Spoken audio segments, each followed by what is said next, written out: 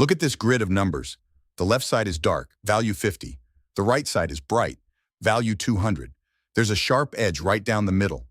Now watch what happens when we slide this tiny 3x3 grid of numbers across the image. At each position, we multiply every overlapping pair and sum them up. Over a uniform region, 0. Nothing interesting.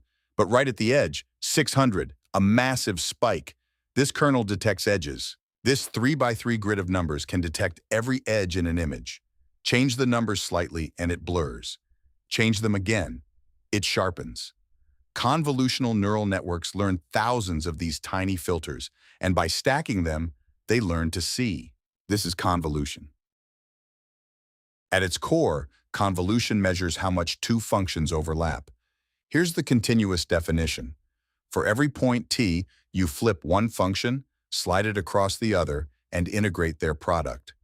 For discrete signals, the integral becomes a sum. Let's see this in action. Here are two discrete signals, f equals 1, 3, 2, 1, and a kernel g equals 1, 0, minus 1. Step 1, flip the kernel. G becomes minus 1, 0, 1. Step 2, slide it across f. At position n equals 2, we multiply each overlapping pair and sum. 1 times minus 1 plus 3 times 0 plus 2 times 1 equals 1. But here's a crucial detail. Convolutional neural networks don't actually compute convolution. They compute cross-correlation, the same operation, but without flipping the kernel. The sign flips from I minus m to I plus m. Since CNN kernels are learned, not hand-designed, the network simply learns the flipped version. The result is identical. One more beautiful fact.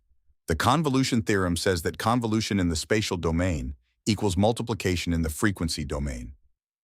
Convolution is also commutative, f star g equals g star f, and distributive over addition. These properties make it one of the most powerful operations in all of mathematics. Now let's see convolution work on images. In 2 dimensions, we sum the element-wise products of the kernel in each image patch. Here's our test image. A 5x5 grid with a bright spike at the center. Value 250, surrounded by much lower values. The simplest kernel is the identity, all zeros except a 1 in the center. The output is the input, unchanged. Now the Gaussian blur. Every value is positive. It averages the neighborhood, that bright spike of 250, smoothed down to 147.5. The noise vanishes. Next, the Sobel kernel. Negative values on the left, positive on the right. It approximates a derivative. Wherever intensity changes, the output spikes. Wherever it's uniform, 0. Finally, sharpening. This kernel equals the identity minus the Laplacian. It boosts edges while keeping the original image. There are more. Rotate the Sobel kernel and it detects horizontal edges. The emboss kernel creates a 3D relief effect. Here's the remarkable truth. Every one of these operations, blurring, edge detection, sharpening, embossing, is defined by just 9 numbers in a 3x3 grid. Change the numbers, change what the operation sees. The story of convolutional neural networks begins not in computer science, but in biology. In 1959, Hubel and Wiesel discovered that neurons in a cat's visual cortex respond to oriented edges. Simple cells fire at specific positions. Complex cells fire regardless of position. This earned them the 1981 Nobel Prize. In 1980, Kunihiko Fukushima built the Neocognitron, the first neural network with convolutional structure. S cells extracted features, C cells provided shift invariants. Then in 1989, LeCun combined convolution with backpropagation. His LeCun, published in '98, achieved 0.95% error on handwritten digits and processed 10 to 20% of all U.S. bank checks. Then came the AI winter. For 14 years, CNNs were dormant.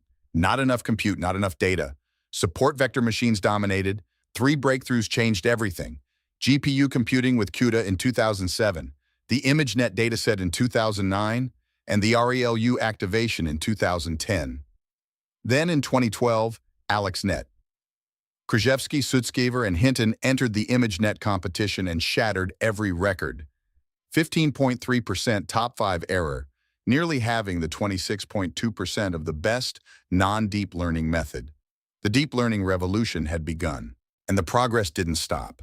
Here's the ImageNet top 5 error rate from 2010 to 2017. 28% with handcrafted features, 15.3% with AlexNet, 11.2%, 6.67%. In 2015, AI surpassed the human benchmark of 5.1% for the first time. By 2017, just 2.25%, an order of magnitude improvement in 7 years. So what does a CNN actually learn? In 2014, Zeiler and Fergus peered inside a trained network and revealed something remarkable.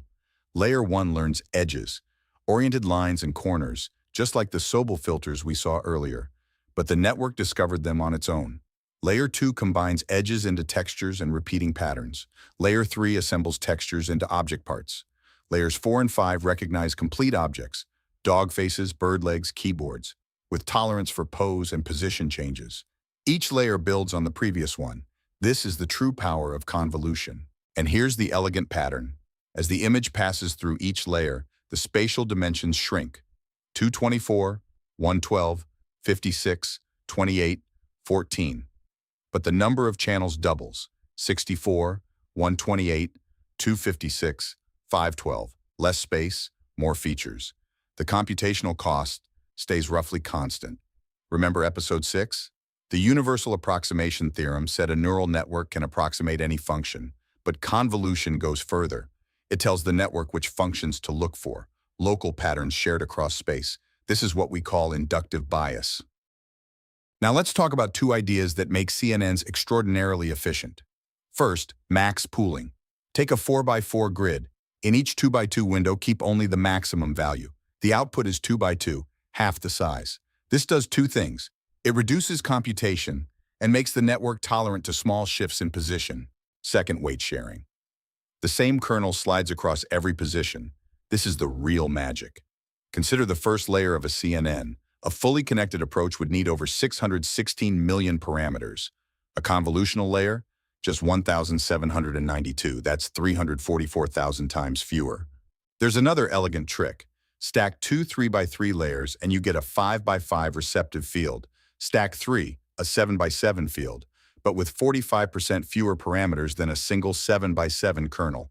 This is exactly what VGG16 does.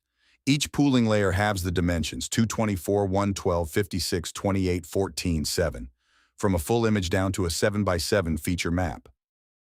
Let's put it all together. Here's the complete CNN pipeline. An image enters the network. It passes through convolutional layers, RealU activations from episode 6, and pooling, repeated multiple times. Then it's flattened, passed through fully connected layers trained by gradient descent from episode 2, and finally softmax from episode 5 converts it into a probability distribution. Every piece we've covered across 8 episodes comes together in one pipeline. And here's a beautiful fact from episode 4. The gradient of a convolution is itself a convolution. To compute how the loss changes with respect to the input, you convolve the upstream gradient with the kernel rotated 180 degrees. Weight sharing means gradients from every spatial position are accumulated, making training remarkably efficient. And the impact is extraordinary. CNNs match 21 board-certified dermatologists at classifying skin cancer. They steer self-driving cars at 30 frames per second. FaceNet achieves 99.63% accuracy on face recognition, and neural style transfer separates content from style using the same convolutional features. Let's recap what we've learned. First, convolution slides a small kernel across an image to detect local patterns. Second, CNNs learn their own kernels, from edges to textures to objects layer by layer. Third, weight sharing gives CNNs 344,000 times fewer parameters than a fully connected approach. And fourth, from LeCun in 1998 to ResNet in 2015, convolution turned raw pixels into understanding. In episode 1, we learned how AI represents the world with vectors and matrices. Episode 2 taught AI how to improve, gradient descent. Episode 3, how to reason under uncertainty with Bayes' theorem. Episode 4, how errors flow backward through backpropagation. Episode 5, how to make decisions with softmax and cross-entropy. Episode 6, why neural networks can learn almost anything. Episode 7, the hidden terrain where AI trains. And today, how convolution gave AI eyes. Next time, SVD and PCA, how AI compresses the universe into the dimensions that matter most.